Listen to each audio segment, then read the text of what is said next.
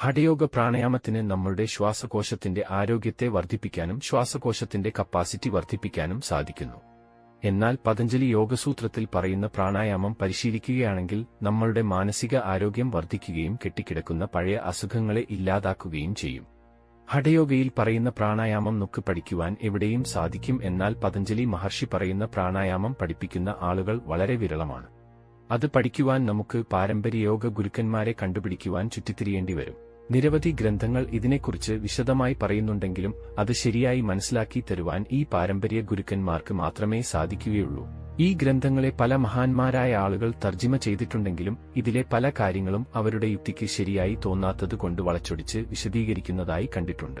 അതുകൊണ്ടുതന്നെ ഇതിന്റെ ശരിയായ തർജിമ പാരമ്പര്യോഗ ഗുരുക്കന്മാർ ആരെങ്കിലും എഴുതിയിട്ടുണ്ടെങ്കിൽ അത് കണ്ടുപിടിച്ചു വായിക്കുന്നതായിരിക്കും ഉത്തമം. ഇത്തരം യോഗ വിഷയങ്ങളെക്കുറിച്ച് അറിയുവാൻ ഞങ്ങളുടെ ചാനൽ ശാല സന്ദർശിക്കുക. ആത്മനമസ്കാരം.